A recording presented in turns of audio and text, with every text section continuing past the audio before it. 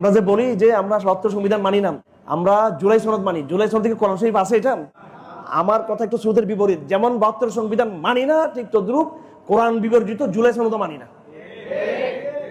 আগামীর বন্দোবস্ত এই হচ্ছে আগামীর বন্দোবস্ত ইনশাআল্লাহ। এটা আজকে আমরা অল্প লোক বলতেছি, আগামীতে এটা লক্ষ লক্ষ ছাত্র, স্টুডেন্ট, ইউনিভার্সিটি তারা বলবে, এটার জন্য তারা মাঠে নামবে ইনশাআল্লাহ। আরেকটা সংগ্রাম হবে ইনশাআল্লাহ, সেটা হচ্ছে নতুন বন্দোবস্ত, নতুন কোরআনকে আমাদের ব্যবস্থা হিসেবে প্রতিষ্ঠিত করা বিপ্লব হবে, সেটা ইনশাআল্লাহ। শুধু এক সূরা ফাতিহার অর্থ যদি আপনি শিখেন, এটা দিয়ে তো আপনি কোন একটা বিরাট অংশ বুঝতে পারেন। আপনি প্রতিদিন আপনি বঙ্গবন্ধুকে সামনে রেখে কিছু কিছু প্রতি পৃষ্ঠা শব্দ শিখবেন। আমি আজকে একটা সিরিয়াস কথা বলতে চাই, বাকি কাজটুকু আল্লাহ আপনাকে শিখে দিন ইনশাআল্লাহ। আল্লাহ কুদরতি ভাবে, ঐশ্বরিক ভাবে আল্লাহ নবীকে যেমন আল্লাহ পাক কোরআন ঢেলে দিয়েছেন ওহীর মাধ্যমে, আপনার কাছে ওহী আসবে না, কিন্তু আল্লাহ নিজের কুদরত দিয়ে এই লোক কোরআন বুঝতে চাচ্ছে, আল্লাহ পাক নিজে দিয়ে দিবেন আপনাকে ইনশাআল্লাহ। আপনি প্রচেষ্টা শুরু করুন, এটা আমি কসম খেয়ে বলতে চাই, আপনি প্রচেষ্টা শুরু করুন, আপনি আপনার অন্তরে আল্লাহ পাক কোরআন ঢেলে দিবেন ইনশাআল্লাহ।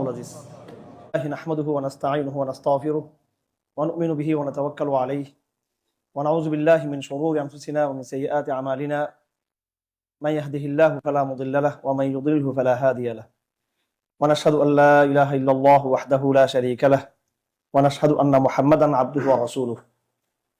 আম্মা বা'দু ফাআউযু বিল্লাহি মিনাশ শাইতানির রাজীম। বিসমিল্লাহির রাহমানির রাহিম। ইয়া আইয়ুহাল্লাযীনা আমানুত্তাকুল্লাহা হাক্কা তুকাতিহি ওয়া লা তামুতুন্না ইল্লা ওয়া আনতুম মুসলিমুন। ওয়া ক্বালা তাআলা লাউ আনজালনা হাযাল কুরআনা আলা জাবালিন লারাআইতাহু খাশি'আন মুতাসাদ্দি'আন মিন খাশিয়াতিল্লাহ ওয়া তিলকাল আমসালু নাদরিবুহা লিন-নাস লা'আল্লাহুম ইয়াতাফাক্কারুন। ওয়া ক্বালা তাআলা ويوم يعض الظالم على يديه يقول يا ليتني اتخذت مع الرسول سبيلا يا ويلتى ليتني لم أتخذ فلانا خليلا لقد أضلني عن الذكر بعد إذ جاءني وكان الشيطان للإنسان خذولا وقال الرسول يا رب إن قومي اتخذوا هذا القرآن مهجورا.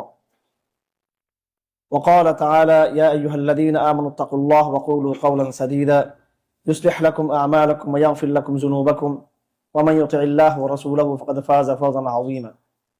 إنا عرضنا الأمانة على السماوات والأرض والجبال فأبين أن يحملنها وأشفقن منها وحملها الإنسان إنه كان ظلوما جهولا.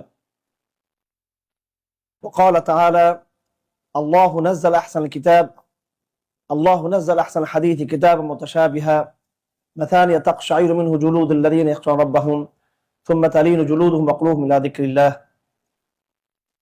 وعن عبد الله بن مسعود رضي الله عنه قال خط رسول الله صلى الله عليه وسلم خطا مستقيما فقال هذا هو الصراط المستقيم ثم خط خطوطا عن يمين وشمال فقال هذه سبل ليس فيها سبيل إلا عليه شيطان ثم تلا هذه الآية وأن هذا صراطي مستقيما فاتبعوه ولا تتبعوا السبل فتفرق بكم عن سبيله ذلكم وصاكم به لعلكم تتقون.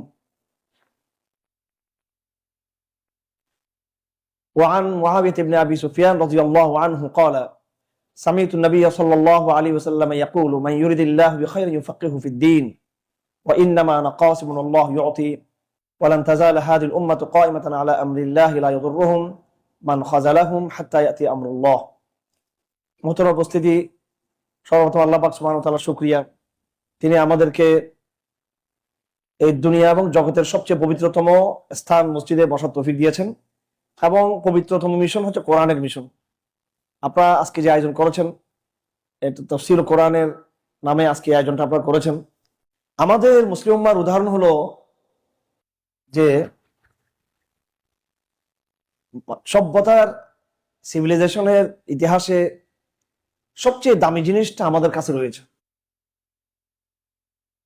কিন্তু এই দামি বস্তুটার যথাযথ মূল্যায়ন এবং তার ব্যবহার করতে না পারার কারণে আমরা পৃথিবীর সবচেয়ে নিকৃষ্ট জাতিতে আমরা পরিণত হয়েছি। আমরা কি এবং আমরা কারা, এটা কোনো ডিবেটের কোনো বিষয় না, এটা কোনো আর্গুমেন্টের বিষয় না। আমরা কোরআন নিয়ে এখানে বসছি, অনেকে তর্ক করতে চাই এবং আমরা বিভিন্ন তর্ক আমরা শেয়ার করি, যেমন ডিবেট হয়েছে, ইসলাম বিজয় হয়েছে, এখানে মুসলিম তার্কিক বিজয় লাভ করেছেন। এটা এমন কোনো বিষয় না যে কোন একজন স্কলার, কোন একজন আলোচক খুব যুক্তি দিয়ে কোরআনকে তুলে ধরতে পেরেছেন কোন একটা অডিয়েন্সে, বিশ্ব কোনো দরবারে, কোনো একাডেমিক কোনো ফাংশনে, অথবা অন্য যে কোনো ইয়েতে তিনি ইসলামের আধুনিক ভার্সনকে ব্যবহার করে বা আধুনিক যে আর্গুমেন্টের মধ্য দিয়ে কোরআনের সত্যতা তিনি তুলে ধরতে পেরেছেন। বিষয়টা আসলে সেরকম না। এটা আর্গুমেন্ট দিয়ে প্রমাণ করার কোনো বিষয় না, এটা হচ্ছে রিয়েলিটি, না বাস্তবতা, এবং এটা হিস্ট্রি। এবং এটা শুধু হিস্ট্রি শুধু নয়, এটা হচ্ছে মানব জাতির সবচেয়ে দীর্ঘ ইতিহাস কোরআন শরীফ, যার অ্যাপ্রোচ সুতাত্ত্বিকতা না। পৃথিবীর সমস্ত কিতাব, সমস্ত বই, আউযু বিল্লাহি মিনাশ শাইতানির রাজিম, আলিফ লাম মিম যালিকাল কিতাবু লা রাইবা ফীহ, এটা দিয়ে আল্লাহ পাক শুরু করেছেন। মানে প্রথম শব্দতে যে চ্যালেঞ্জটা আল্লাহ পাক দিয়েছেন, সেটার মধ্যে এই বার্তাটাই নিহিত আছে যে আদার্স কোরআন ব্যতীত যতগুলো বুক কিতাব আছে, সেটা আছে আসমানি গ্রন্থ হোক অথবা সেটা মানব রচিত গ্রন্থ হোক, প্রত্যেকটার মধ্যে রয়বুন আছে, সন্দেহ আছে, ডাউট আছে, কনফ্লিকশন আছে, এবং সেখানে কনফিউশন আছে। সেখানে আসমানি কিতাবগুলো তো কনফিউশন তার কথা না, এটা আল্লাহ দেওয়া কিতাব, তাওরাত জবুর, কিন্তু সেটা মানুষ সেটাকে নষ্ট করে দিয়েছে। কোরআনকে মানুষ নষ্ট করতে পারেনি। তো এমন একটা মহাবাস্তবতায় আমরা আছি, যারা বাস্তববাদী তারা কিন্তু কথা এত যুক্তিতর্কে তারা যেতে চায় না। তারা, আপনি খেয়াল করবেন, যাদের শক্তি আছে, যারা সামর্থ্য আছে, এবং যারা বাস্তববাদী, যারা বাস্তব বুদ্ধিমান, যারা অভিজাত, সে কখনো যুক্তি দিয়ে প্রমাণ করতে চায় না যে আমি অভিজাত। যে অর্থবিত্তের মালিক, সে কখনো এটা যুক্তি দিয়ে প্রমাণ করতে চাইবে না যে আমি অর্থবিত্তের মালিক। সে বাস্তবতায় বিশ্বাসী, আর বাস্তবতার বিজয় হবেই। আমাদের তো এখন কাজের কাজ কিছু নাই, শুধু আমরা আধুনিকতার দ্বারা আচ্ছন্ন হয়ে, এটা একটা আমাদের মধ্যে একটা হীনমন্যতার একটা বিষয় যে আমরা খুব যুক্তিতর্কের মাধ্যমে ইসলামের আলাপটাকে আমরা খুব পছন্দ করি। এটা এটা এক প্রকার কিন্তু কাউন্টার হীনমন্যতা। এটা একটা হীনমন্যতা হলো ইসলামকে মানি না আমি, ইসলাম আমার ভালো লাগে না। মডার্নিজমের আক্রমণের কারণে, মডার্নিজমের সামনে আমার কাছে গণতন্ত্র ভালো লাগে, প্রগতিশীলতা ভালো লাগে, আমার কাছে ইউরোপের এনলাইটেনমেন্ট ভালো লাগে, আমার কাছে রেনেসাঁ যুগের রিফরমেশন ভালো লাগে, হ্যাঁ রেনেসাঁ ভালো লাগে আমার, ইত্যাদি ইত্যাদি বিষয়গুলো ভালো লাগে। একাডেমিক, বৈজ্ঞানিক, বিজ্ঞান আমার ভালো লাগে, হিউম্যানিটি আমার ভালো লাগে। এটা একটা কুফরি ইনফাইটেড কমপ্লেক্স, এটা একদম কুফর থেকে উৎসারিত যে ইসলাম ভার্সেস মডার্নিটির মধ্যে ইসলামকে মডার্ন কনসেপ্টের সামনে ইসলামকে তুচ্ছ তাচ্ছিল্য মনে করা, এবং এটা মূর্খতার জায়গা থেকে, এটা কোনো ডিবেট বা যুক্তি দিয়ে না, এটা মনের জায়গা থেকে ভালো লাগে না ইসলামকে। এটা একটা হীনমন্যতা স্পষ্ট, যেটা আমাদের কলেজ বিশ্ববিদ্যালয়গুলোতে টিচারদের মধ্যে এবং একটা শ্রেণীদের মধ্যে যেটা আছে, বিশেষ করে আর মুসলিম বিশ্বে যেটা ব্যাপকভাবে আমরা দেখতে পাচ্ছি, শিক্ষিত সমাজের একটা অংশ, বিরাট একটা অংশ। আরেকটা হচ্ছে ওনারা ইসলামকে ভালোবাসেন, ওনারা মনে করেন আমার ইসলামটা এমন কেন, ইসলামকে একটু যদি বিজ্ঞান দিয়ে যদি প্রমাণ করা যেত, ইসলামকে যদি মডার্নিটির সাথে ইসলামকে তুলনা করে ইসলামকে একটু যদি মডার্ন বানানো যেত, বৈশাখটাকে যদি একটু ইসলামীকরণ করা যেত, ইসলামী বৈশাখ, ইসলামী নৈরোজ, ইসলামী মেহরাজান, ইসলামী জাতীয়বাদ, ইসলামী ডেমোক্রেসি, ইসলামী ব্যাংকিং, ইসলামী সুদ, ইসলামী আমলা, মানে সব রকমের সব ইসলামাইজেশন ইসলামাইজেশন ইসলামাইজেশন। এটা হচ্ছে আরেক প্রকার হীনমন্যতা। ওনারা মনে করেন যে ইসলামের ভিতরে হীনমন্যতা, ইসলামের ভিতরে শক্তি এরকম নাই, কিন্তু ইসলাম আমি ছাড়তে পারতেছি না, যে কোনো কারণে, আমার পারিবারিক কারণে বা আমার মনের কারণে। আমি ইসলামের প্রতি আমার একটা হৃদ্যতা, ভালোবাসা আছে, আমি একজন মুসলিম। এখন কিন্তু এই ইসলামকে তো তর্ক দিয়ে, যুক্তি দিয়ে প্রমাণ করার মতো এটা বিষয় না। ইসলামের ভিতরে কোনো অন্তর্নিহিত শক্তি নেই, এটা আমার মনের ভালো লাগে একটা ধর্ম, কিন্তু তার ভিতরে তার রাজনৈতিক সভ্যতার নেতৃত্ব দেওয়ার মতো যোগ্যতা নেই ইসলামের একাডেমিক কোনো বয়ান নেই খুব শক্তিশালী, যে বয়ান কেমব্রিজকে, হার্ভার্ডকে পরাজিত করতে পারবে। ইসলামের এমন কোনো রাজনৈতিক কোনো এজেন্ডা নেই যেটা ডেমোক্রেসিকে পরাজিত করতে পারবে। কিন্তু যেহেতু এরকম বিতর্কিত শক্তি নেই, কিন্তু এটাকে যুক্তি তর্ক দিয়ে আধুনিকতার সাথে মিলিয়ে কোনো মতো একটা জোড়াতালি দিয়ে ইসলামকে একটু বাজারজাত করা যায় কিনা, এটা ইসলামের দরদের নামে, এটা ইসলামের প্রতি আরেকটা অমূল্যায়ন।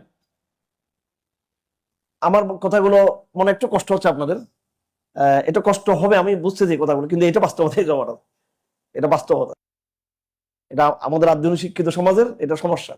আপনারা তো আলহামদুলিল্লাহ সবাই আস্তিক, সবাই কোরআনকে পছন্দ করেন, কিন্তু আপনাদের ফ্যামিলির সদস্য সবাই কিন্তু ইতমিনান, ওদের অন্তরে কিন্তু ইতমিনান নাই। কিন্তু আপনার ফ্যামিলি মেম্বারদের মধ্যে কিন্তু এরা কনফিউজ, কিন্তু এরা আপনার বোন, আপনার মা, অথবা আপনার আব্বা, অথবা আপনার ভাগিনা, অথবা আপনার ফুফু, অথবা আপনার চাচি, অথবা আপনার আব্বা, অথবা আম্মা, যে কেউ, প্রত্যেকটা পরিবারের কোনো না কোনো শুধু কনফিউজড।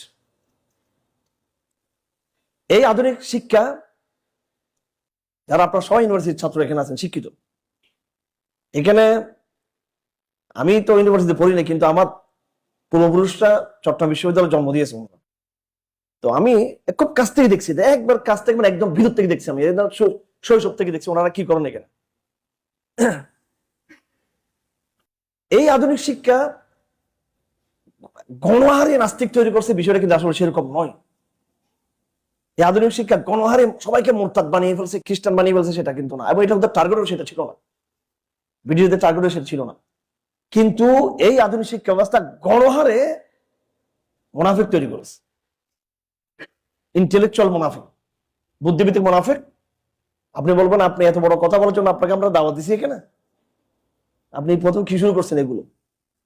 তো এই অভিযোগ থেকে বাঁচার জন্য আমি একটা শব্দ যুক্ত করে দিচ্ছি এটার সাথে, সেটা হচ্ছে সাবকনসিয়াসলি মুনাফিক, অবচেতনিক মুনাফিক। আপনি স্বেচ্ছায় মুনাফিক হন নাই, আপনি আপনার অজান্তে আপনি মুনাফিক হয়ে গেছেন। আপনি না, মানে আমি আমি সোসাইটিকে বলছি, সিস্টেমটাকে বলতেছি, সিস্টেমটাকে।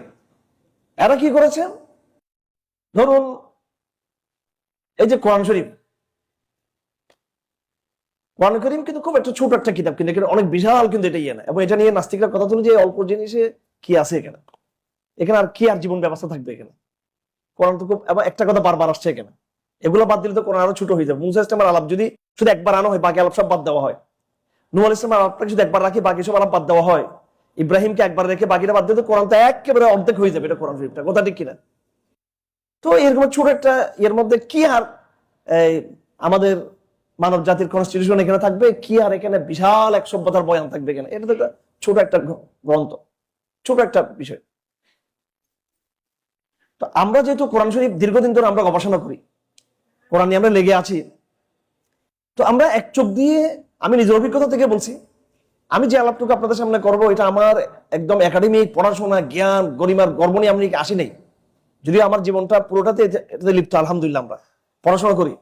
কিন্তু আমি আমার বাস্তবতার জায়গা থেকে আপনাদের সামনে কথা বলতে চাই, যে আমি আমার এক চোখে কোরআন শরীফ দেখেছি, আর এক চোখে আমি কিন্তু হিস্ট্রি দেখেছি, কিন্তু ইতিহাস একবার বিবর্তনবাদ থেকে শুরু করে, এর আগে থেকে শুরু করে, পর থেকে শুরু করে, আপনি দেখবেন আমার বাসায় গেলে আমি খুব ভয় পাই।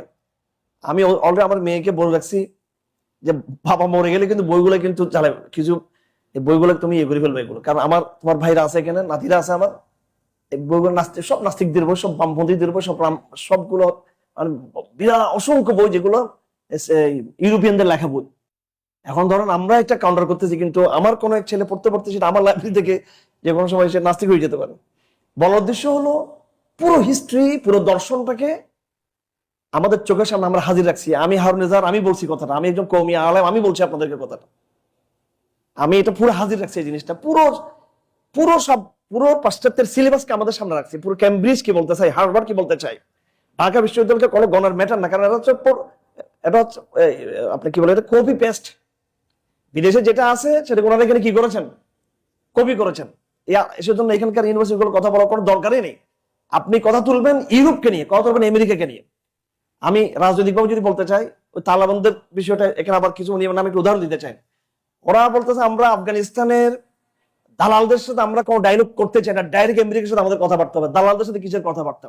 বাংলাদেশেও যারা ইসলামপন্থী আছেন, ভারতের দালালদের সাথে কথা নেই, ডাইরেক্ট কথা বলে ভারতের সাথে কথা বলবো আমরা। আমেরিকার এজেন্টদের সাথে, প্রথম আলো ডেলির সাথে আমার বছর দরকার নেই, আমরা ডাইরেক্ট ইউরোপের সাথে বা আমেরিকার সাথে কথা বলবো, দাওয়াত দিব, ডায়লগ করবো তাদের সাথে। এদের যারা গোলামি করে যে সময় মিসকিন তৈরি হয়েছে, এখানে মিসকিন সেগুলো এদেরকে গণে আনার দরকার নেই আমাদের।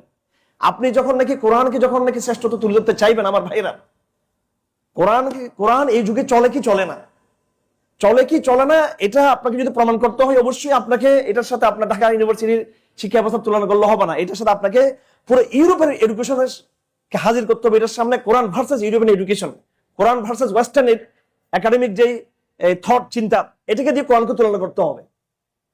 আর আমাদের দেশের যেটা নকল সভ্যতা ইউরোপ থেকে আনা হয়েছে, সেটা বাতাসে উড়ে যাবে। সেটা তখন আমরা এক চোখে এই কোরআনকে দেখার চেষ্টা করেছি সর্বাত্মকভাবে, আবার আরেক চোখ দিয়ে আমরা আধুনিক জমানার ইতিহাস, তথাকথিত মানবতাবাদ, তথাকথিত ডেমোক্রেসি, তথাকথিত বিজ্ঞান এবং তথাকথিত দর্শন, তথাকথিত এনলাইটমেন্ট, এগুলোকে আমরা বোঝার চেষ্টা করেছি। আমি ব্যক্তিগতভাবে ইতমিনান হতে পেরেছি, আলহামদুলিল্লাহ সুম্মা আলহামদুলিল্লাহ। এটা আমার অন্তরে এনশারা হয়ে গেছে যে কোরআন বেস্ট, কোরআন কোনো অল্টারনেটিভ নাই, এবং কোরআন একটা অ্যাবসলিউট নিরঙ্কুশ সত্যকে আমাদের সামনে হাজির করেছে, যেটা মডার্ন কনসেপ্ট আমাদের সামনে দিতে পারে নাই। আপনি প্রত্যেকটা ইউরোপীয় দার্শনিকের প্রত্যেক জনের লেখা দেখবেন যে তার পুরো বইটা পড়ে আপনি সেখানে পুরো বইয়ের মেসেজের মধ্যে সে অনেক তথ্য আপনাকে দিব, অনেক কথা সে বলবো, অবশ্যই সেখানে অনেক সত্য এবং অনেক বাস্তবতা আছে সেখানে, কিন্তু ফিনিশিংটা সংশয়ের মধ্য দিয়ে শেষ করবে সে। ফিনিশিংটা প্রত্যেকটা বইকে দেখবেন যে এখানে একমাত্র অঙ্কের কিছু সূত্র বেদিত এবং ফিজিক্সের যেগুলো অ্যাপ্লাইড ফর্মের যেগুলো একদম প্রমাণিত, পরীক্ষিত, এক্সপেরিমেন্ট হয়ে গেছে, যেগুলো ট্রায়াল হয়ে একবার প্রমাণিত হয়ে গেছে সূত্রগুলো, এগুলো বাদ দিলে আপনি বাকি আদার সমস্ত সিলেবাস ইউনিভার্সিটির প্রত্যেকটাতে দেখবেন আপনার সংশয়। অর্থনীতি বলেন, রাষ্ট্রবিজ্ঞান বলেন, দর্শন বলেন, বিজ্ঞান বলেন, হিস্ট্রি বলেন, পুরো বইয়ের মধ্যে এখানে সংশয় ছাড়া কিছু পাওয়া যাবে না। কোরআনের বৈশিষ্ট্য হলো যে কোরআনে কোনো রকমের কোনো কিনা সংশয় নেই। আজকের একদিনের বৈঠকে অতটুকু কথা বোঝানো সম্ভব নয়। আমি এত হার্ড আলোচনা কেন চলে গেছি, ওলামা একরাম এই শুনে আলোচনায় করে না। দেখুন, আমাদের সমাজটা একটা গরিব লোকদের বিরাট একটা অংশ, যারা নিম্নবিত্ত বা নিম্ন মধ্যবিত্ত, এরা কিন্তু আমাদের শত্রু না, কিন্তু এরা আল্লাহকে ভালোবাসে। সকল শ্রমিক, সকল কৃষক, হয়তো সে গাঁজা খাইতে পারে, মসজিদে আসতে পারে, কিন্তু সে কোরআনকে স্বীকার করতে চায় না। সে হয়তো রমজান রোজা রাখে না, কিন্তু কোরআনকে স্বীকার করে না। আমাদের সমাজের লিডারশিপটা কাদের হাতে?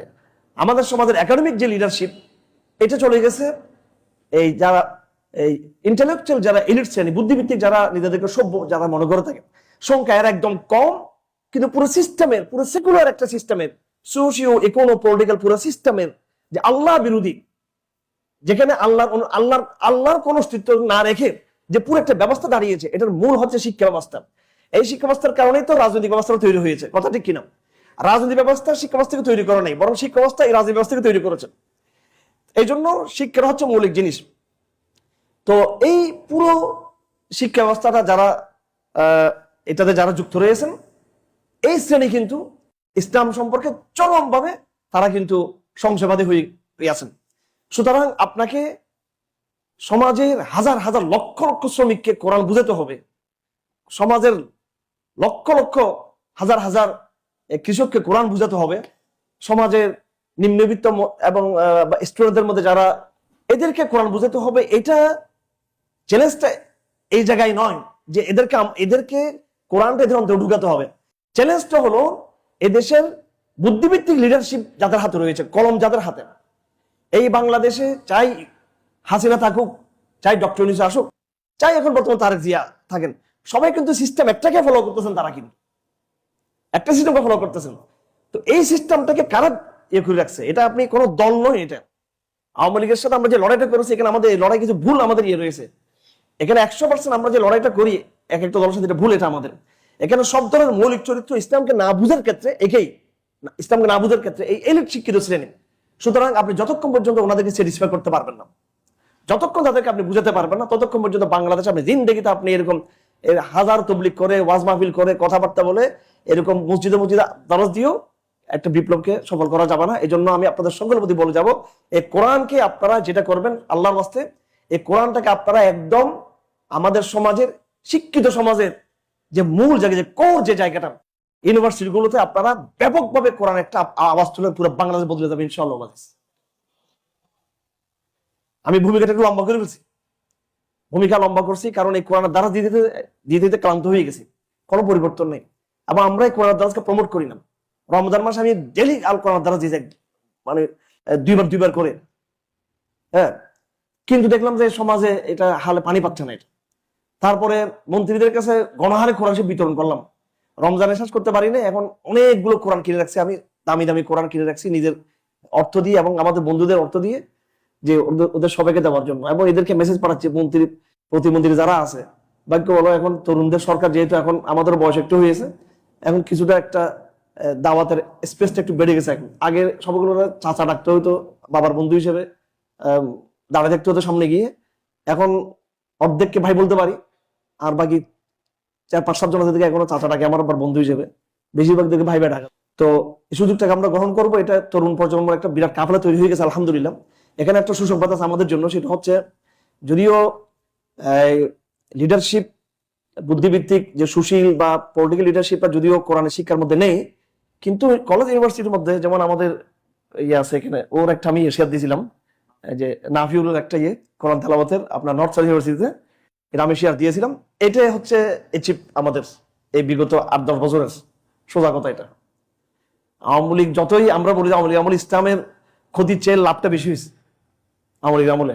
এটা আবার কি কথা? এটা আবার আমি একজন আওয়ামী লীগ বিরোধী মানুষ, 5 বছর 4-5 বছর জেলে ছিলাম। অর্থাৎ এটা হচ্ছে ওয়ামাকারু ওয়ামাকার আল্লাহ, এই দিক আর কি। ওদের মিশন ছিল, ওনার পুত্র শেখ হাসিনার পুত্র জয়ের মিশন ছিল একেবারে ডিজিটাল বাংলাদেশ বানাইয়া কোরআনটাকে দাফন করে দেওয়া। আবার আমরাও তাই ধরে নিয়েছিলাম যে কি হবে আল্লাহ জানে, কিন্তু একবার উল্টানো হয়েছে। একবার ডিজিটাল সিস্টেমে ইসলামী দাওয়াত তৌহিদ দাওয়াতটা ভার্সিটির একদম জায়গায় জায়গায় পৌঁছে গেছে তরুণদের মধ্যে। এই তরুণদেরকে আমি স্পষ্টভাবে আজকে বলে দিচ্ছি, আমি হাসিনা মুক্ত বাংলাদেশ তাই বলি এটা শুধু খালি হাসিনাদের বাংলাদেশ, এনসিবির বাংলাদেশ অথবা নতুন বাংলাদেশ, নতুন বন্দোবস্তের বাংলাদেশ। কোরআন ছাড়া কনকরার ডিমের নতুন বন্দোবস্ত, কোরআন ছাড়া। আমরা যে বলি যে আমরা ৭২ সংবিধান মানি না, আমরা জুলাই সনদ মানি। জুলাই সনদ থেকে কোরআন শরীফ আছে, এটা আমার কথা একটু স্রোতের বিপরীত। যেমন ৭২ সংবিধান মানি না, ঠিক তদ্রুপ কোরআন বিবর্জিত জুলাই সনদ মানি না। আগামীর বন্দোবস্ত এই হচ্ছে আগামীর বন্দোবস্ত ইনশাআল্লাহ। এটা আজকে আমরা অল্প লোক বলতেছি, আগামীতে এটা লক্ষ লক্ষ ছাত্র স্টুডেন্ট ইউনিভার্সিটি তারা বলবে, এটার জন্য তারা মাঠে নামবে ইনশাআল্লাহ। এই বিপ্লব তারা করবে ইনশাআল্লাহ।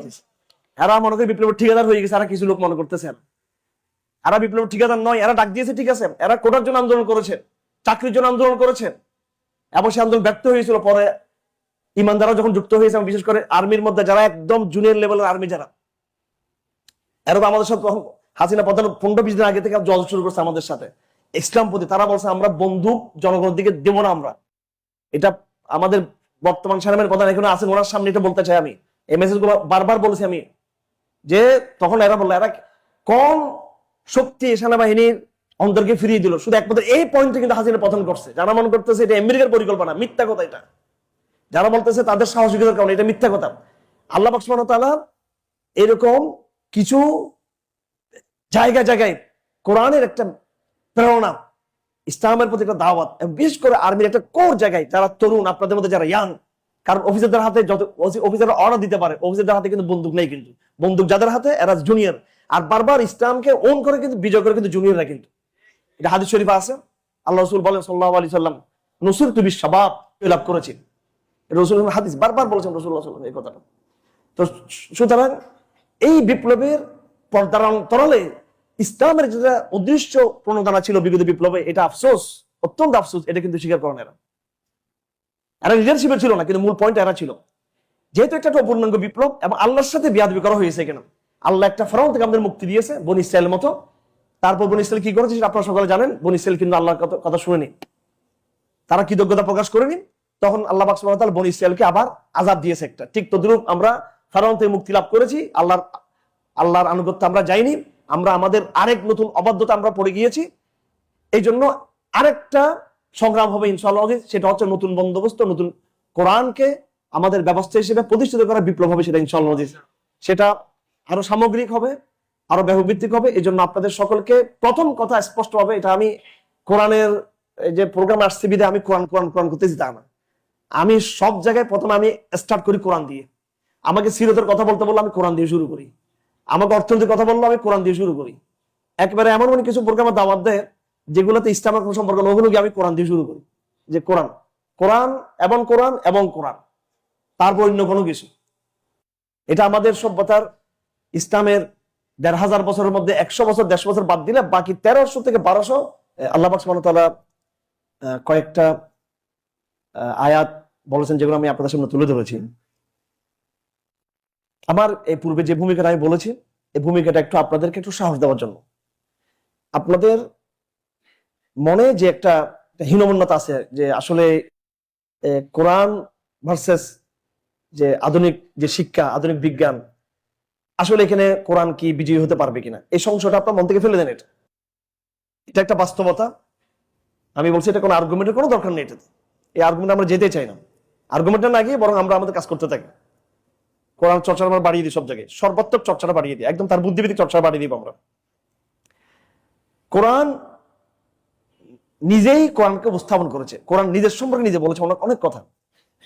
আল্লাহ পাক বলেন, আউযু বিল্লাহি মিনাশ শাইতানির রাজিম, ইন্না আরাদনাল আমানাতা আলাস সামাওয়াতি ওয়াল আরদি ওয়াল জিবাল। সূরা আহজাবের শেষ আল্লাহ পাক বলেন যে আমি এই আমানতকে দিয়েছিলাম আসমানকে, জমিনকে, পাহাড়কে, কিন্তু তারা কেউ কোরআন এই আমানত নিতে চাইলো না।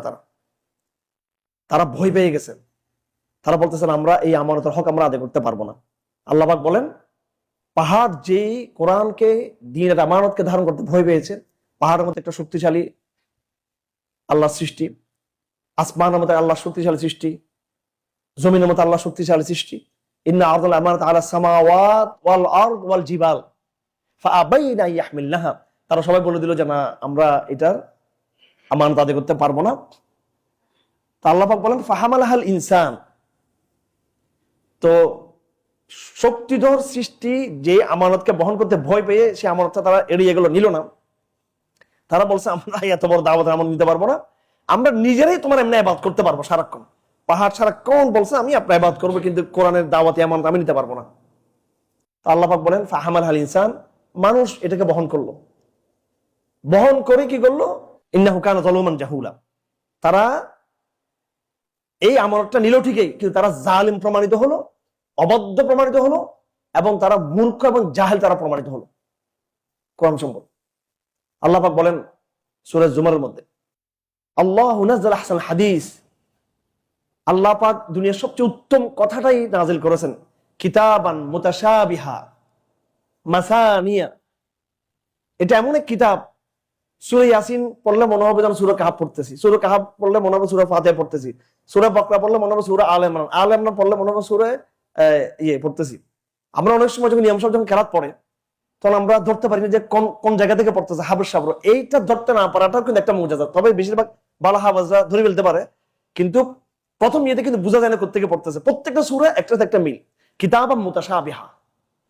আপনি রবীন্দ্রনাথ ঠাকুরের গীতাঞ্জলি পড়লে আপনি বুঝবেন এটা কোন কোন চ্যাপ্টার আছে, এটা শুনলে বুঝবেন যে এটাই চ্যাপ্টার, এটাই চ্যাপ্টার, এটা চ্যাপ্টার আছে।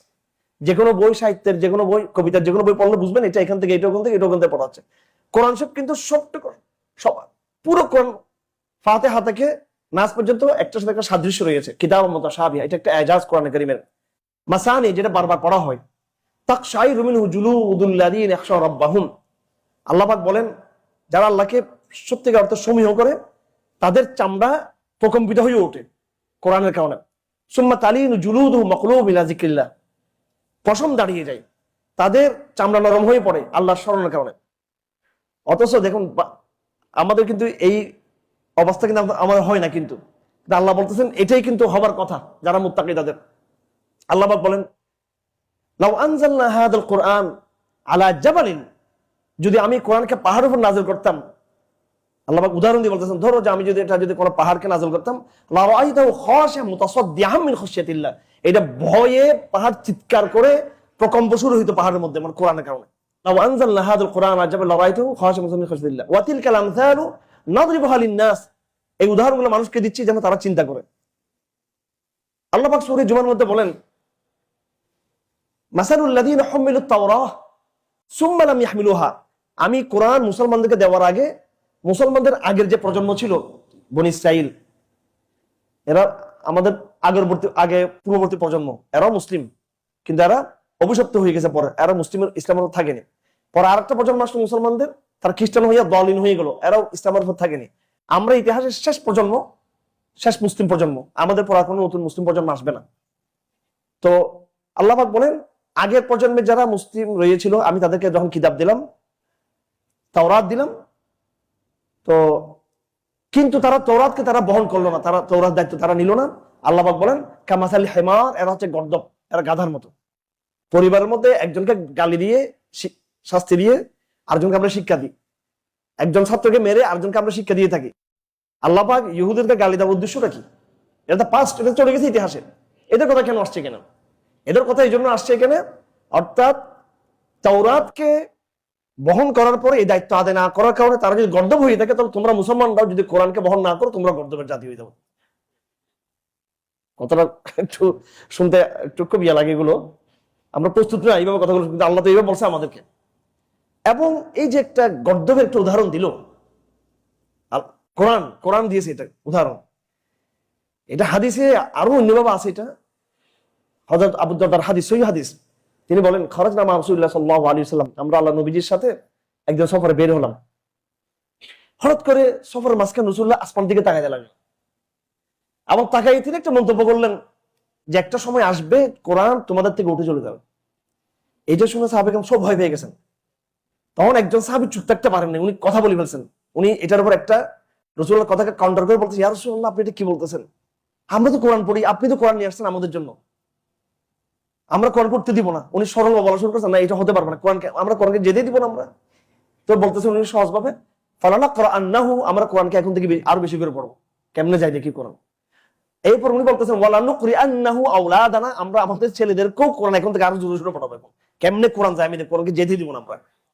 তো রাসূলুল্লাহ সাল্লাল্লাহু আলাইহি ওয়াসাল্লাম বলতেছেন, জিয়াদ, ওনার নাম ছিল জিয়াদ বিন লাবিদ আল-আনসারী, জিয়াদ লাউ কুনতু আউদ্দুকা মিন ফুকাহাইল মদিনা, জিয়াদ আমি তোমাকে তো মদিনার একজন বুদ্ধিজীবী মনে করতাম, জ্ঞানী মনে করতাম। তুমি তো সরল একটা কথা বললা, সোজা সাপটা কথা বললা, তুমি তো দেখি যে এত বুদ্ধিমান না।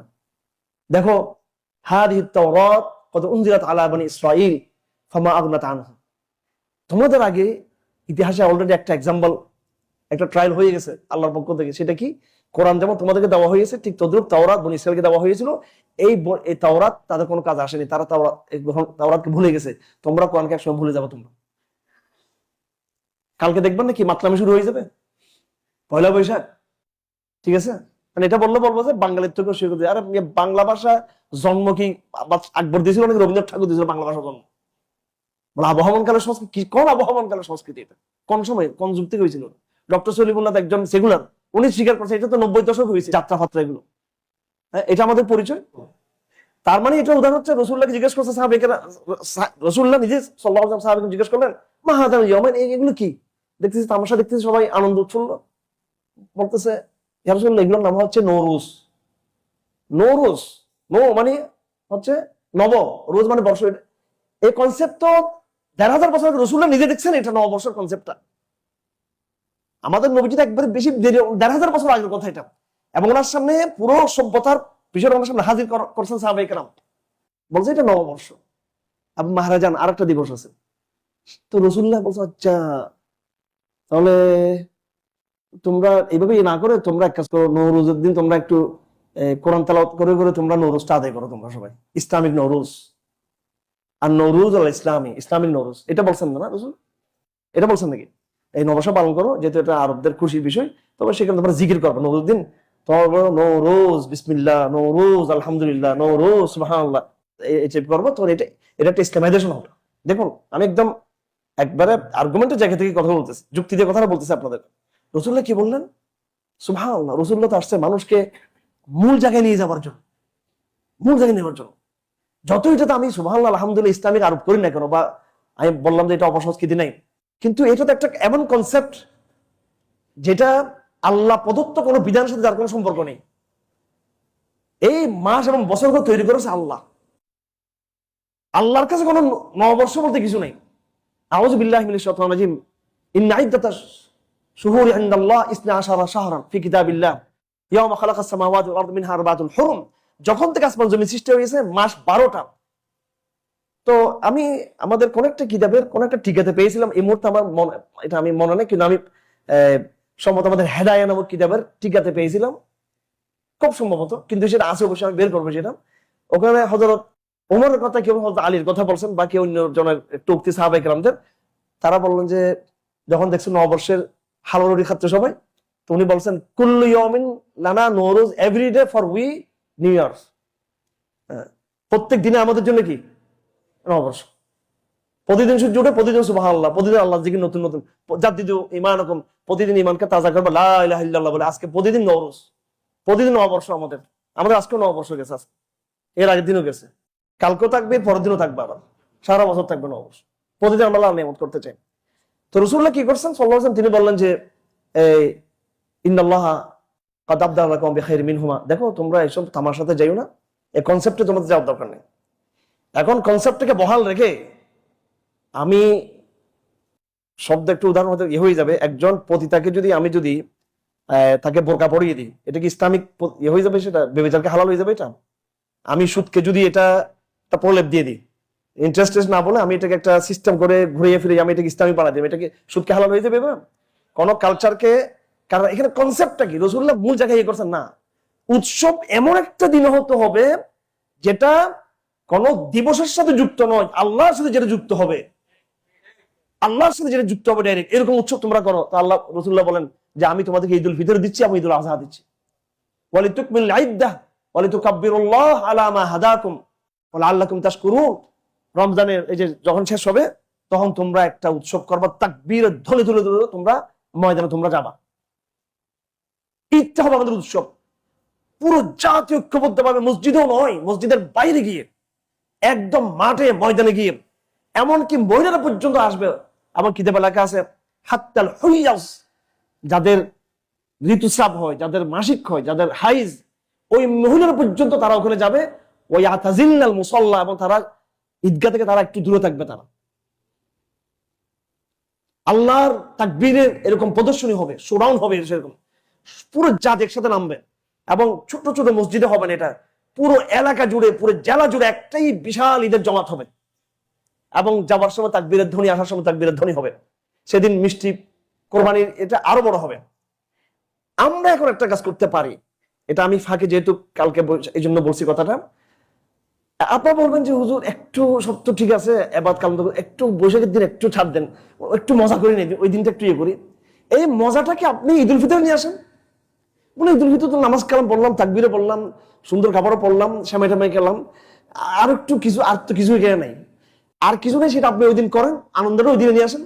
আপনি ওই দিন মেলা দিয়ে দেন, ওই দিন আপনি উৎসব করেন। ঈদের পরের দিন আপনারা প্রত্যেকটা এলাকার মধ্যে, আপনাদের এটা মোহাম্মদপুর এলাকা, আপনারা ঈদের প্রথম দিন তো ব্যস্ত থাকবেন, ঈদের দ্বিতীয় দিন তৃতীয় দিন আপনার এলাকার মধ্যে একটা টুর্নামেন্ট করেন, ঈদ উপলক্ষে ঈদ টুর্নামেন্ট দেন, আপনার ঈদ সাঁতার প্রতিযোগিতা দেন। সুইমিং পুল আছে কিনা জানি না আমি, এখানে ঈদ মানে ঈদ, এগুলো আমি আপনার আমার আরো ভালো বুঝবেন। এটাকে আনন্দের উপলক্ষ গুলোকে আপনি ঈদের দিনে, ঈদের পরের দিন আপনি করেন। ঈদের দিবসটাকে আমরা প্রমোট করি, ঈদের দিনটা প্রমোট করি, আমরা আনন্দগুলো ঈদের দিনে আমরা নিয়ে আসি, তখন এটা পুরোপুরিটা ইয়ে হয়ে যাবে। এখন একটা প্রশ্ন থাকে আপনাদের যে, তো আপনি কি বাংলা ক্যালেন্ডারকে অস্বীকার করছেন? দেখুন, আমরা কিন্তু বাংলা ক্যালেন্ডারকে অস্বীকার করতে বলি না, আমরা সংস্কৃতিটাকে, একটা চেতনাকে অস্বীকার করতেছি এখানে। এটা তো একটা প্রাকৃতিক ব্যাপার। ইংরেজি বর্ষ, বাংলা বর্ষ এবং চন্দ্রবর্ষ, এটা প্রাকৃতিক। কোন সময় বৃষ্টি হবে, কোন সময় কৃষিকাজ হবে, কোন সময় কি হবে, এটা তো একটা প্রাকৃতিক ব্যাপার। যতটুকু এখানে বৈশাখের সাথে, বাংলা বর্ষের সাথে প্রকৃতির সম্পর্ক, এটা কখন আমরা স্বীকার করি না। আমরা বৈশাখ, জ্যৈষ্ঠ, আষাঢ়, শ্রাবণ দেখে আমরা ঠিক করবো আম কখন পাকবে, কাঁঠাল কখন পাকবে, ধান কখন পাকবে। এটা তো আমরা এই বাংলা বর্ষ দিয়ে আমরা হিসাব করবো, এবং অর্থনৈতিক হিসাব হবে। অর্থনৈতিক দৃষ্টিকোণ আমরা এটাকে অস্বীকার করি না, তার ন্যাচারাল দিকটাকে অস্বীকার করি না। প্রতিদিন আপনি হিসাব রাখবেন আজকে বৈশাখের তারিখ, জ্যৈষ্ঠের তারিখ, এটা কোনো আমরা স্বীকার করি না। কিন্তু যারা বৈশাখ বৈশাখ বলে, এরা বৈশাখ মাস জানেনি। এরা, আপনি ঢাকা ইউনিভার্সিটি এখানে যারা ছাত্র দেখি, আপনি বৈশাখ জ্যৈষ্ঠ শ্রাবণ, এগুলো আমারও তো বলতে আমি আটকে যাবো এগুলো দেখে। আমি দাঁড়ায় বলেন তো কয়জন পারবেন? নর্থ সাউথ বিশ্ববিদ্যালয়ের ছেলেদেরকে বলো তুমি পারবা, বাকি না। আমাদের একদম যে সমস্ত মেয়েরা একদম তন্নিরা আছে, একদম খুব নিজেকে বৈশাখী হয়ে যাবে কালকে, এদেরকে জিজ্ঞেস করবো বৈশাখী শাড়ি পাবে, কিন্তু জিজ্ঞেস করবো বৈশাখ থেকে শেষ, চৈত্র মাস না এটা আজকে শেষ, হ্যাঁ, এই 12টা মাস ওকে বলতে বলেন দেখি পারবে কিনা। তো সে অর্থনীতির মধ্যে নেই, যেটা যেটা যেটা এই বাংলা বর্ষের মূল যে অর্থনীতি, এটা দেশে নেই। এটা যে ন্যাচারাল যে তার এটা তার মধ্যে নেই। আমাদের তো ইউনিভার্সিটির ছেলেরা, মেয়েরা প্রগতিশীল, আধুনিক, এরা আম কোন মাসে পাকে, কাঁঠাল, এটাও জানে না তারা, এটাও জানে না। কিন্তু ওই যে বৈশাখের দিন এটা করবে, এটা একটা মানে ইসলাম এরকম আনন্দকে, এই যে আল্লাহ বিবর্জিত বিষয়টাকে ইয়ে করো না। এগুলো কথা শুনতে মনে হবে সংকীর্ণতার কথা, কিন্তু এগুলো বাস্তবতা। এটা আমরা, আমাদের আনন্দ থাকবে ইসলামে, এই আনন্দটাকে আমরা ঈদমুখী করবো আমরা। যাই হোক, তো এখানে বৈশাখ দিকে চলে গেলাম, এই জন্য অবাধ্যতার কথা বলতে গিয়ে চলে গেছি যে রাসূলুল্লাহ সাল্লাল্লাহু আলাইহি ওয়াসাল্লাম বললেন যে কোরআন থেকে কিভাবে তোমরা এভাবে বিচ্যুত হয়ে যাবে, যেভাবে বনী ইসরাঈল কোরআন থেকে কি হয়েছিল, বিচ্যুত হয়েছিল। আরেকটা আয়াত আল্লাহ পাক বলেন, আউযু বিল্লাহি মিনাশ শাইতানির রাজিম, আমি আপনাদের সামনে তুলে ধরছি মানে কোরআন সম্পর্কে কি বলে। এই পর্যন্ত আমি প্রায় আধা ঘন্টার বেশি আলাপ করেছি। আমার আলোচনা দুইটা বিষয় আসছে এখানে, আমি সামারি করে দিচ্ছি। আমি এলোপাতারি কিন্তু কথা বলছি না, কিন্তু আপনার কাছে এলোপাতারি মনে হচ্ছে, কিন্তু আমি এলোপাতারি বলছি না, আমি দুটো বিষয় বলছি এখানে। প্রথম অংশে আমি কিছু ভূমিকামূলক কথা বলছি। এই ভূমিকামূলক বক্তব্যের মধ্যে আমি আপনাদেরকে এটাই দেখাচ্ছি যে কোরআন একটা তুলনামূলক পাঠ। কোরআনের সাথে নতুন বিজ্ঞানের, নতুন সভ্যতার, নতুন শিক্ষা ব্যবস্থা যদি আমরা তুলনা করি, তাহলে আমাদের মধ্যে যেন একটা ইনফ্যারিটি কমপ্লেক্স না আসে, হীনমন্যতা না আসে। এবং এটা আর্গুমেন্ট দিয়ে কোরআনের শ্রেষ্ঠত্ব প্রমাণ করার দরকার নেই, কোরআন নিজেই সর্বোচ্চ শ্রেষ্ঠ। এটা কোরআনিক একটা এই সাহস, হিম্মত, আত্মমর্যাদাবোধ, কোরআনিক আত্মমর্যাদাবোধ। এবং কোরআনেই এই তথাকথিত বৈজ্ঞানিক যুগ, তথাকথিত মানবতাবাদী যুগের চেয়ে শ্রেষ্ঠ যুগ আমাদের অতীত উপহার দিয়েছে। এবং আগামী দিনও আপকামিং সিভিলাইজেশনটাও কোরআন কেন্দ্রিক হবে, নতুন বন্দোবস্ত হবে, এটা ইনশাআল্লাহ আজিজ। সেটা বাংলাদেশও হবে, ভারতবর্ষ হবে, এবং সেটা পুরো দুনিয়াতে হবে ইনশাআল্লাহ আজিজ। আমার বক্তব্য প্রথম অংশ ছিল কোরআনিক একটা সাহস, আত্মমর্যাদাবোধ, এটা আমাদের মধ্যে ফিরে আসা, আমার প্রথম অংশ। দ্বিতীয় অংশে আমি যে আলাপটা শুরু করেছি, কোরআনের বেশ কিছু আয়াতের রেফারেন্সে আমি কোরআনের কোরআনের আয় দিয়ে, কোরআনের চোখ দিয়ে কোরআন নিজেকে কিভাবে মূল্যায়ন করছে, বিভিন্নভাবে কোরআন আমাদেরকে নিজে তার গুরুত্ব তুলে ধরার চেষ্টা করছে। কোরআন এর অনেকগুলো আয়াত তুলে ধরছি আমি। এই আয়াত তুলে ধরার ক্ষেত্রে গিয়ে আমরা চলে গেছি ইহুদিদের ইতিহাসে। কোরআন রাগ দেখিয়েছে ইহুদিদেরকে যে তারা তওরাতকে ভুলে গিয়েছে, আমি তাদেরকে গন্তব্যবাদী দিয়েছি। মুসলমানদেরকে রাসূলুল্লাহ সাল্লাল্লাহু আলাইহি ওয়াসাল্লাম সতর্ক করে দিয়েছেন, আল্লাহ করে দিয়েছেন, তোমরা যদি কোরআন ছেড়ে দাও, তওরাত ছেড়ে দাও, যে পরিণাম তাদের হয়েছে, তোমরা কোরআন ছেড়ে দিলে তোমাদের পরিণামটা সেটা হবে। আরেকটা আয়াত আনকাবুতের মধ্যে, এবং আরো কোরআন কারীমে একাধিক সূরা, আল্লাহ সুবহানাহু ওয়া তাআলা বলেন, ওয়ায়াউমা ইয়া'আদ্দু যালিমু আলা ইয়াদাইহি ইয়াকুলু ইয়া লাইতানি ইত্তাখাযতু মা'আর রাসূলি সাবিলা। কিয়ামতের দিন তারা বলবে, সূরা আনকাবুতের আয়াত যেটা, সেটা আরেকটা এই সূরা আনকাবুতের আয়াত হচ্ছে, ওয়া মা কুনতা তাতলু মিন ক্বাবলি মিন কিতাবিন। তুমি এর আগে, কার আগে, এই তোমার এই যে কোরআন নাযিল হওয়ার আগে তুমি হাতে লিখতে জানতে না, তুমি কোনো কিছু পড়তে জানা, লিখতে জানা, এটা তুমি ছিল না। তুমি যদি আগে থেকে যদি শিক্ষিত হতে, আল্লাহ নবীকে বলতেছেন, ইদাল্লাহ তা'লামুন, তুমি যে আগে থেকে যদি তুমি শিক্ষিত থাকতা, তুমি লিখতে জানো, পড়তে জানো, সাহিত্য জানো, কবিতা জানো, আগে থেকে যদি এরকম হলে সংশয়বাদীরা সন্দেহ করতো যে কোরআনটাকে তুমি তৈরি করেছো। এটাকে বাল হুয়া আয়াতুন বাইয়িনাতুন ফি সুদুরিল লাযিনা উতুল ইলম, বরং কোরআন হলো এমন একটা জিনিস, ঐশ্বরিকভাবে আমি তোমার অন্তরে এই বাইয়িনাত, এই হুজ্জা, এই আর্গুমেন্ট গুলো, এই যুক্তিগুলো, এই রেশনেবল ভ্যালুস গুলো এমন ভাবে আমি তোমার অন্তরে ঢুকিয়ে দিয়েছি, নূর, আলো আমি তোমার ঢুকিয়ে দিয়েছি, তোমার অজান্তে আমি তোমার অন্তরে এগুলো ঢুকিয়ে দিয়েছি, তোমার অন্তরকে আমি এভাবে করেছি যাতে কেউ যদি দোষী করতে না পারে। আল্লাহ পাক বলছেন আয়াতুন বাইয়িনাত। আল্লাহ পাক সুবহানাহু ওয়া তাআলা অন্যত্র বলেন, কিয়ামতের দিন, ওয়ায়াউমা ইয়া'আদ্দু যালিমু আলা ইয়াদাইহি ইয়াকুলু ইয়া লাইতানি ইত্তাখাযতু মা'আর রাসূলি সাবিলা। এটা কোন আয়াত? এটা হাবশা আছে কিনা? হ্যাঁ, সূরা না জুমার মধ্যে না, সূরা ফুরকানের 19 পারায়, সূরা ফুরকানের প্রথম পৃষ্ঠায়, ওয়ায়াউমা ইয়া'আদ্দু যালিমু আলা ইয়াদাইহি ইয়াকুলু ইয়া লাইতানি ইত্তাখাযতু মা'আর রাসূলি সাবিলা। কিয়ামতের দিন মানুষেরা দাঁত দিয়ে আঙ্গুল কামড়াবে, শব্দ ডাইরেক্ট, ইয়া'আদ্দু যালিম, এরকম করবে, আফসোস করবে। কি বলবে? সে বলবে, আমি কেন রসুলের সাথে আমি চললাম না, আমি কেন আমার বন্ধুদের ফাঁদে পড়েছি, ইয়া ভাই লাইতানি লাম আত্তাখিজ ফুলান খলিলা, আমি যে হাই তাকে আমি বন্ধু হিসেবে না নিতাম। বিভিন্ন দল, বিভিন্ন মতবাদ, বিভিন্ন চক্র, বিভিন্ন ইয়েতে যুক্ত, সবাই এক একটা না এক একটার সাথে যুক্ত, সবাই হাই আমি কেন এদেরকে করলাম। ওয়াকাল আর-রাসূলু ওয়ায়াউমা ইয়া'আদ্দু যালিমু আলা ইয়াদিহি ইয়াকুলু ইয়া লাইতানি ইত্তাখাযতু মা'আর রাসূলি সাবিলা ইয়া ওয়াইলাতা লাইতানি লাম আত্তাখিজ ফুলান খলিলা লাকাদ আযাল্লানি আনিয যিকরি বা'দা ইয জাআনি। আমাকে তারা পথভ্রষ্ট করেছে। ওয়া কানা আশ-শাইতানু লিল-ইনসানি খাযুলা, আবার শয়তান হলো মানুষের এমন বন্ধু যে বিপদের সময় মানুষকে সাহায্য করে না। খাযুল বলা হয় যে বিপদে মানুষকে সাহায্য করে না। বিভিন্ন জায়গায় কোরআন নিজের সম্পর্কে কিছু কথা বলেছে, এরকম কিছু আয়াত আমি আপনাদের সামনে তুলে ধরেছি। তো সূরা ফুরকানের যে আয়াতগুলোতে আল্লাহ পাক বলতেছেন, রাসূলুল্লাহ সাল্লাল্লাহু আলাইহি ওয়াসাল্লাম কিয়ামতের দিন দাঁড়িয়ে মানব জাতির বিরুদ্ধে আল্লাহকে নালিশ করবেন। শব্দটা কি? ওয়াকাল আর-রাসূলু ইয়া রাব্বি ইন্না কওমি ইত্তাখাযু হাযাল কুরআনা মাহজুরা। হে আমার রব, হে আমার রব, আমার কওম এই কোরআনকে প্রত্যাখ্যান করেছে।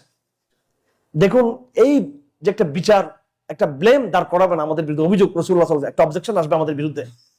আমরা একটু নিজেদের অবস্থা একটু দেখি, আমাদের হাতে মোবাইল বেশিক্ষণ থাকে নাকি কোরআন বেশিক্ষণ থাকে? আমরা নিজেরা একটু চিন্তা করে দেখি। আমরা আফসোসের বিষয়, আজকে যারা সেকুলার হয়ে গেছে তাদের কথা বাদ দিলাম, যারা আমরা ইসলাম বলতে আমরা নিজেদেরকে ভাবি থাকি, আমরা কিন্তু কোরআনের সাথে আমাদের মারাত্মক পর্যায়ে একটা বিপর্যয়, মানে আমরা বিপর্যয়ের মধ্যে যাচ্ছি, আমাদের সাথে কোরআন সেই সম্পর্ক আমাদের নেই।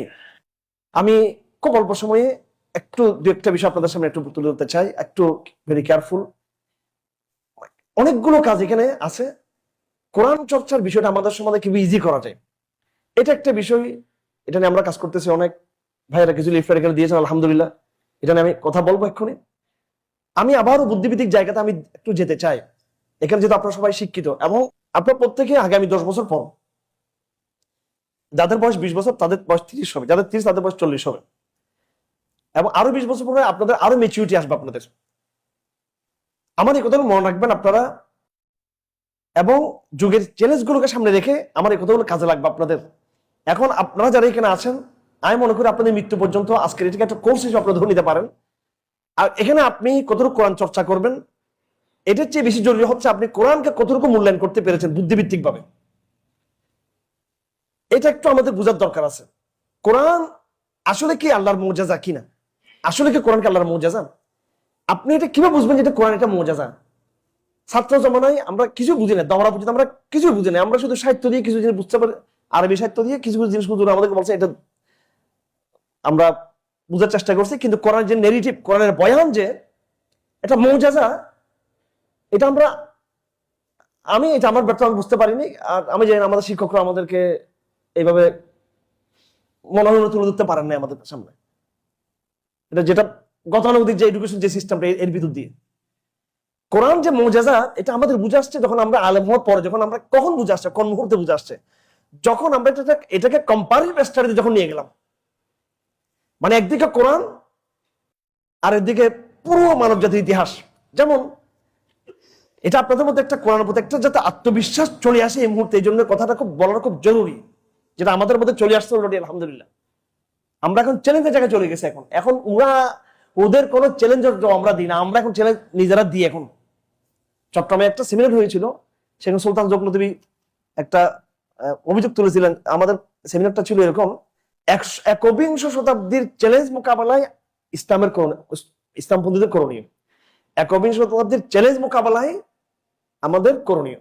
তিনি বলতেছেন এটা শিরোনামটা ভুল। সমস্ত ইউনিভার্সিটির প্রফেসর, টিচার, সাংবাদিক, বুদ্ধিজীবী, প্রশাসন লোক, আর্মি, সিভিলিয়ান সব বড় বড় এরা বসা ওখানে।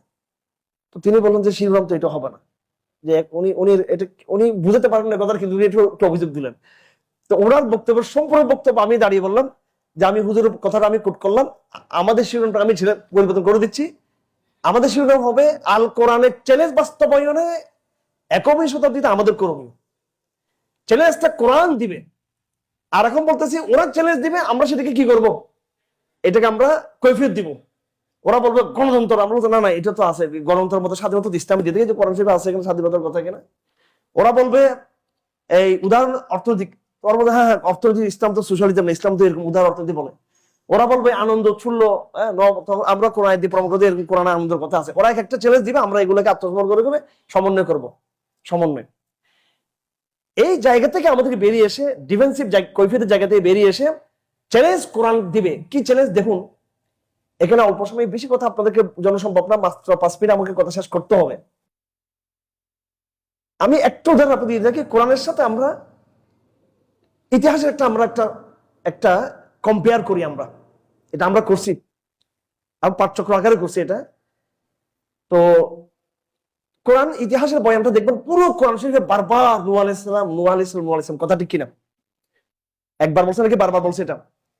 আবার আমাদেরকে একটা যে প্যাটার্ন অফ দ্য হিস্ট্রিক্যাল একটা প্যাটার্ন আমাদেরকে দিয়েছে কোরআন। ঈসা, দাউদ, সুলাইমান, মুসা, ইউনুস, দাউদ, সুলাইমান, মুসা, তারপরে এরপরে ইব্রাহিম, সোয়াইব, ইব্রাহিম, হুদ, সালেহ, হুদ, নূহ। একটা প্যাটার্ন আছে কিনা, এরকম একটা প্যাটার্ন আছে কিন্তু কোরআন শরীফে, বারবার এই প্যাটার্নটা আসতেছে। এখন আহমদ শরীফ সহ নাস্তিকরা বলতেছে কোনো কাজ নাই, এ শুধু খালি পৃথিবীর ইতিহাস, শুধু সৌদি আরবে, মক্কাতে, ইরাকে আর সিরিয়াতে শুধু, আর মানব জাতি চীনে ছিল না, মানব জাতি হিন্দুস্তানে ছিল না, মানব জাতি ইউরোপে ছিল না।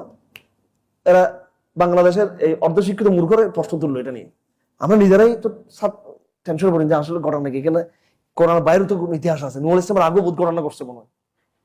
বিশ্বাস করুন, আমি রাজশাহী ইউনিভার্সিটি যখন কারাগারে ছিলাম, ইউনিভার্সিটি অনেক পোলাবেন আমার সাথে, টিচার আবার বড় বড় ইয়েরও তো চিটাঙ্গে, তো আমরা অনেকের সাথে আমরা কথা বলছি। পুরো ইতিহাসের বইগুলোকে আমরা হাজির করলাম, যত লেখা আছে ইতিহাসের, বাংলাতে, ইংরেজিতে, ইউরোপিয়ানদের লেখা, রাশিয়ানদের লেখা, বাঙালিদের লেখা, ভারতীয়দের লেখা, সব ইতিহাসের বই নিলাম। দেখুন এরা যেটা বলে সেটা হচ্ছে কি, যে মানব জাতি বিবর্তন থেকে এসেছে। আমার অফিসে অনেক কিতাব বিবর্তনবাদের বইগুলো আছে। আচ্ছা, মানব জাতি বিবর্তনবাদ থেকে আসলে এটা কত বছর, কত মিলিয়ন, লক্ষ লক্ষ লক্ষ বছর থেকে এটা আসছে। এটা তখন তারা একটা দিল যে ঠিক আছে, এই সিভিলাইজেশনটা কখন আসছে, তখন তারা বললো যে মানুষ ইন্টেলেকচুয়াল, অর্থাৎ ইন্টেলিজেন্ট মানুষ কখন থেকে ইন্টেলিজেন্ট হলো, এবং কখন থেকে এই কাঠামোতে কখন আসলো। প্রত্যেক জন্তুর লেজ আছে, মানুষের লেজ নেই, এবং সে একটা সোজা দাঁড়ানো কাঠামো, অন্য সব জন্তুদের বিপরীত। ইন্টেলিজেন্ট কখন থেকে হলো এবং এই ফিজিক্যাল কাঠামো কখন থেকে আসলো, তারা একটা মেজারমেন্ট দিল যে এটা আজকের থেকে 30,000 বছর আগে। কেউ কেউ বলছে 40,000, কেউ বলছে 20 থেকে 25,000, মানে 20 থেকে 40,000 ভিতর আগে এরকম ছিল। এর আগে আমরা কুত্তা ছিলাম, ছাগল ছিলাম, ব্যাং ছিলাম, কি কি জানি ছিলাম আর কি, আমরা পোকা টোকা মাকড়টা গুলো ছিলাম। মানে আমাদের এই কাঠামো এরকম, অর্থাৎ 20,000 25,000 পর্যন্ত আমাদের আব্বা জাদুগুলো আসছিল, আব্বা দাদা এরা এরকম ছিল।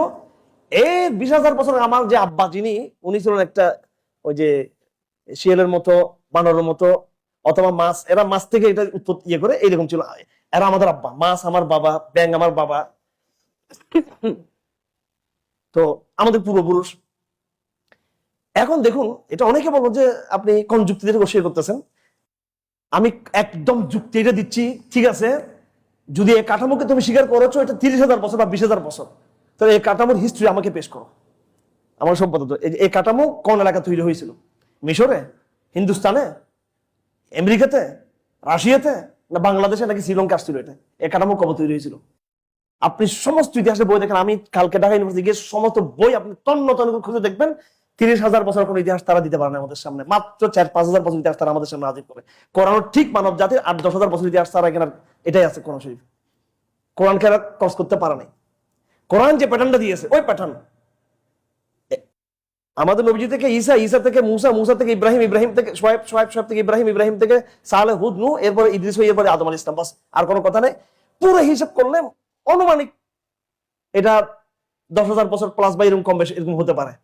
এই কোন বই মানব জাতির 15,000 বছর, এমনকি 10,000 বছরের, 8,000 বছর ইতিহাস তারা কিন্তু সামনে পেশ করতে পারে না। কিছু হ্যাঁ তারা অনুমান দেয়, কিছু অ্যাবসলিউট তারা কোনো কথা বলতে পারে না।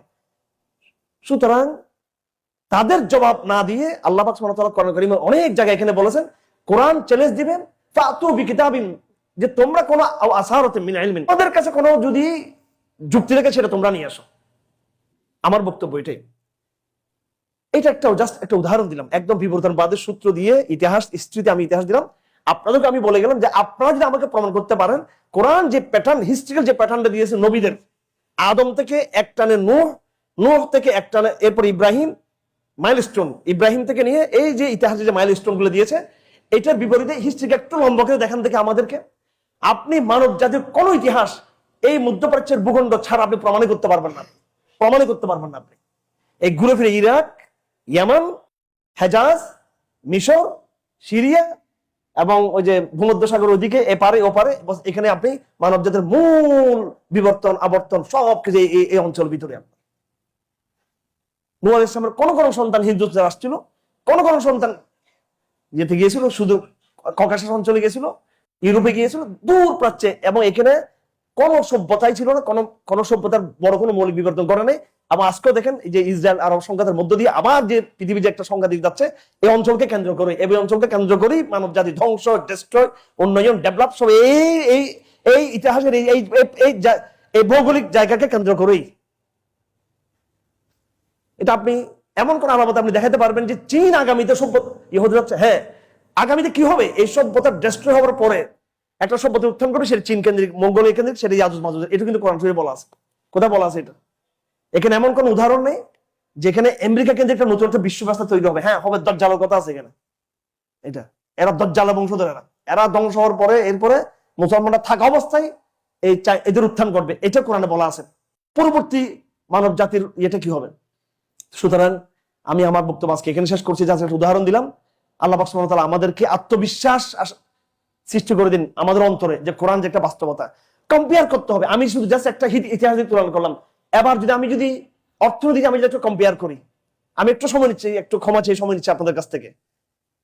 এবার আমরা যদি বিজ্ঞান দিয়ে আমরা যদি তুলনা করি, আসুন আবার বিজ্ঞানের সূত্রগুলো, আমরা কি কি সূত্রগুলো আছে বিজ্ঞানের, এটা যদি আমি যদি কম্পেয়ার করে থাকি, আমরা যদি এটাকে যদি আমাদের রাজনীতি যদি আমরা যদি কম্পেয়ার করে দেখি, রাজনীতির ফর্মুলা কি কি, গণতন্ত্রের রাষ্ট্রবিজ্ঞানের সমস্ত বই দেখবেন এরা পরিষ্কার বলে দিয়েছে যে গণতন্ত্রকে আমরা 100 বা কখনো এটাকে বিশুদ্ধ ফর্মুলা আমরা বলি না। সমস্ত রাষ্ট্রবিজ্ঞানী এই কথা বলেছেন যে যেহেতু তার বিকল্প কোনো অল্টারনেটিভ নাই, তাই অন্যদের তো এটা মন্দের ভালো। এটা পলিটিক্যাল সায়েন্সের চূড়ান্ত বক্তব্য, যেটা আপাতত ডেমোক্রেসি অন্য তুলনায় ভালো। কার তুলনায় ভালো? সেখানে তারা ইসলামকে হাজির করা নাই। ফেসিবাদের তুলনায়, ইউরোপের যে পোপতন্ত্রের তুলনায় অবশ্যই ডেমোক্রেসি ভালো, এটা আমরাও বলি ভালো। কিন্তু তোমরা এখানে ইসলামের ইতিহাসটা কেন হাজির করলে না? খেলাফতের ইতিহাস কেন হাজির করলে না তোমরা এখানে? এদের ইতিহাসে ওই রেনেসার এরা যখন ইতিহাস বলে তখন বলে এটা মডার্ন যুগ, এর আগে রেনেসার যুগ, এর আগে হচ্ছে মধ্যযুগ, মিডল যুগ, এর আগে হচ্ছে কি অন্ধযুগ, এইভাবে তারা ইতিহাসটা দিয়ে থাকে। এখানে ইসলামের যুগটা আপনি খুঁজে পাবেন না এখানে ঢাকা বিশ্ববিদ্যালয় কোথাও, ইসলামের যুগে নেই এখানে। অথচ ইসলামের যে একটা বিশাল যুগ, এটা যদি এটা বেটার দেন ডেমোক্রেসি, এটা ইসলাম, এটা আধুনিক ডেমোক্রেসি, এটা উত্তম ছিল ইসলামের শরিয়া বা খেলাফতের যুগটা। এরা কিন্তু এখানে এটা একদম চোখ বন্ধ করে রাখে, এটা ওদিকে তাকাই না তারা। এটার দ্বারা কিন্তু কোরআনের শ্রেষ্ঠত্ব কিন্তু প্রমাণ হয়। এরকম অর্থনীতি বিষয়ে যে আপনি যে আলাপ এখানে হাজির করেন, ইসলাম কিভাবে অর্থনীতিকে করেছে, বয়ানটা কিভাবে দিয়েছে ইসলামের, সেই এটা প্রমাণ করা যাবে। এটা সময়ের স্বল্পতার কারণে আমি এখানে উদাহরণ দিয়ে এখানে শেষ করতে যাচ্ছি। এটা একটা বুদ্ধিভিত্তিক জায়গা। এবার আমরা একটু 2-1 মিনিট আমি কোরআন চর্চার বিষয়ে মৌলিক একটা কথা আপনাদেরকে বলে দিই। আপনারা সবাই ইংরেজি শিক্ষিত, আপনাদের মধ্যে একটা বড় একটা আবেগ, বড় একটা হতাশা আপনাদের মধ্যে আছেন। আপনি বলতেছেন আমি কলেজে পড়ে, ইউনিভার্সিটিতে পড়ে আমি নামাজ ধারণ করেছি, দাঁড়িয়ে রেখে দিয়েছি। আমি একটা নতুন প্র্যাকটিসিং যে প্রজন্ম তৈরি হয়েছে আমাদের ছেলেদের মেয়েরা বোরকা পড়তেছে ইউনিভার্সিটি পড়ার পরও, ছেলেরা আলহামদুলিল্লাহ একদম সুন্নতি লেবাসে চলে আসছে। কিন্তু একটা বিরাট হতাশা আছে যে কোরআন তো আমরা কিছু বুঝতেছি না এখানে। এটা সলিউশনটা কি? এটা সলিউশনে কই মাদ্রাসার ওলামা ইকরামদের একটু এটা ভাবা উচিত। ওনারা বলতে চান যে মাদ্রাসায় চলে আসুন, এটা কিন্তু সলিউশন না। তো মাদ্রাসায় গেলে আপনি লং কোর্সের এটাও কি অবস্থা হবে আপনার? এখানে যেটা আলেমদের, যেটা আমি আলেম হিসেবে আমার ব্যর্থতার কথা বলতে চাই, কোরআনকে সমাজে সবাই যেন আরবিটা বুঝতে পারে, এটা মানে আওয়ামদের জন্য, জাহেলার ভাইদের জন্য, বেশি শিক্ষিত ভাইদের জন্য কোরআনটা ইজি করার কোনো প্রকল্প আমরা নিয়ে নেই প্রাতিষ্ঠানিকভাবে। আমরা ব্যক্তিগতভাবে নিয়েছি, যেমন ওনারা আমাদের নিয়েছেন। আমাদের তো চমৎকার আছে। এবং আগামীকালকে আমাদের ঢাকাতে একটা প্রোগ্রাম আছে, আমরা একটা ঢাকাতে আগামীকালকে শরিয়া কোর্সের, এখানে দুটো পদ্ধতি আছে। এটা প্রথম পদ্ধতিটা হলো এখানে যে কোরআনিক আরবি কোর্স, নিশ্চয়ই আপনাদের অনেকগুলো পদ্ধতি আছে। এখানে আমাকে ইসাক মাহমুদ ভাই উনিও ওনার ইয়েগুলো এখানে দিয়েছেন। এই যে কোথায় সেটা, এই যে এই বিষয়টা এখানে আছে, ওনারা বিভিন্নভাবে এটা ওনারা আপনাকে বলবেন, আপনারা নিশ্চয়ই অনেকে জানেন সেটা। তারপর লুগাতুল কোরআন, এটা আমি ব্যাপকভাবে সমর্থন করি। এই জায়গাটা আমাদের কাছে আবার অন্য ফর্মুলা আছে। তো এটাকে একটু সমাজে নিয়ে আসতে হবে। এটা তো ওনারা একটা ফরম্যাট দাঁড় করিয়েছেন। এখন প্রত্যেকের কাছে প্রত্যেক ফরম্যাট ঢুকবে না। একটা সিম্পল একটা কথা আপনাদেরকে বলে দিচ্ছি। আপনারা কোরআন শরীফের বুঝার একটা পদ্ধতি হলো একাডেমি, প্রাতিষ্ঠানিক, গ্রামাটিক্যাল পদ্ধতিতে আগানো আস্তে আস্তে। কিন্তু যারা ডাক্তার, ইঞ্জিনিয়ার, প্রফেসর, আমি তো সবাইকে ক্লাস করাই আমাদের এখানে, ওনারা যত করে মেধাবী ডাক্তার, কিন্তু এখানে আসলে ওনাদের মাথা ব্যথা হয়ে যায়, ওনারা মানে কষ্ট হয়ে যায়। এটা স্বাভাবিক, এটা আরবি ভাষা তো এটা। ওনার এই জন্য কোনো চাপ নেওয়া যাবে না, একদম চাপ নেওয়া ছাড়া কি করবেন। আমি ইসাক মাহমুদের কিন্তু দাদার ছাত্র, আমি ওই যে কারিসুর হাবিজুর রহমতুল্লাহ আপনার ছোট ভাই, কোরআন ওনাই আমাকে কোরআনটা শিক্ষা দিয়েছেন। পদ্ধতিটা হলো একটা বাস্তবিক পদ্ধতি। এটা হচ্ছে প্র্যাকটিক্যালিজম। এটা সেটা হচ্ছে আপনি একবার ডাইরেক্ট আলহামদু থেকে শব্দে কোরআনের বঙ্গানুবাদ দেখে আপনি শব্দগুলো ইয়ে করা শুরু করবেন। আপনি বেশি না, আপনি কোরআন শরীফের, আমি একটা বই বাজারে আসছে আমার, এটাকে আমি আরো বড় করতেছি। কোরআন শরীফের শুধু 50টা শব্দ যদি আপনি বুঝেন, 50 থেকে 70টা, সর্বোচ্চ 100টা না, ধরেন আমি 50 থেকে 100টা শব্দ যদি আপনি বুঝেন, আপনি অর্ধেক কোরআন এমনি বুঝে যাবেন বুঝছেন। আর সিয়াম যে বইটা কোরআন শরীফে যে এটা আমি তো তার যে হাদিয়ে দিয়েছি রমজান, এবং শুধু হাদিয়ে দিন, ওনাকে বুঝে দিছি ওনাকে কিভাবে পড়বে এটা। টিভি আপনারা দেখছেন, ব্রিফিং দিয়েছিল যে এটা এরকম করে করতে হবে। উনি সম্মানের সাথে দেখলাম যে এটা মিটিং শেষ পর্যন্ত সম্মানের সাথে রাখছে, তাকে আল্লাহ পাক ভালো করতে পারে, আর দেখো এটা আর ভালো করে বুঝে দিব। এটা হচ্ছে সিয়ান ওখানে বলতে চাচ্ছে যে আমরা 2000 শব্দকে নিয়ে আসছি লাস্টে। আমাকে আরবির একজন বহুত বড় ম্যানেজার উনি ফোন করেছেন, সম্মানী মানুষ, তিনি বলছেন যে হারুন ভাই আপনার এটা অনেক ভালো লেগেছে, 2000 শব্দ আমি এখন মুখস্থ করা শুরু করছি। একজন আরবির একজন অনেক বড় অফিসার রিটায়ার, উনি অলরেডি 2000 শব্দ মুখস্থ করা শুরু করছে।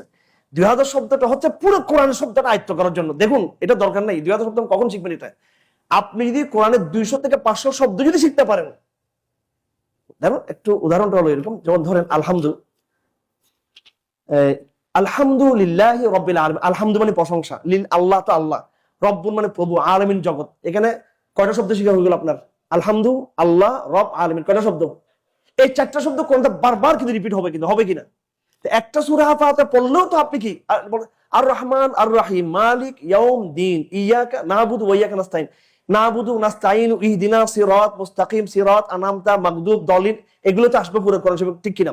শুধু এক সূরা ফাতিহার অর্থ যদি আপনি শিখেন, এটা দিয়ে তো আপনি কোন একটা বিরাট অংশ বুঝতে পারেন আপনি। এটা আমরা খামাখা একটা হীনমন্যতা ভোগ করতেছি আমরা। প্রতিদিন আপনি বঙ্গানুকে সামনে রেখে কিছু কিছু প্রতি পৃষ্ঠা শব্দ শিখবেন। আমি আজকে একটা সিরিয়াস কথা বলতে চাই, বাকি কাজটুকু আল্লাহ আপনাকে শিখে দিন ইনশাআল্লাহ। আল্লাহ কুদরতি ভাবে, ঐশ্বরিক ভাবে আল্লাহ নবীকে যেমন আল্লাহ পাক কোরআন ঢেলে দিয়েছেন ওহীর মাধ্যমে, আপনার কাছে ওহী আসবে না, কিন্তু আল্লাহ নিজের কুদরত দিয়ে এই লোক কোরআন বুঝতে চাচ্ছে, আল্লাহ পাক নিজে দিয়ে দিবেন আপনাকে ইনশাআল্লাহ।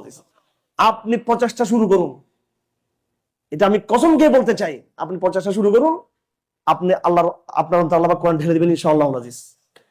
এটা হচ্ছে without grammar, without academic process, individual এর মধ্য দিয়ে। আর এরপর ওনাদের বিকল্প অল্টারনেটিভ কিছু ওনারা ফরম্যাট তৈরি করেছেন, এটা তো আপনারা যুক্ত হওয়ার চেষ্টা করবেন ইনশাআল্লাহ। কোরআন বুঝতে যাবেন আপনার ইনশাআল্লাহ।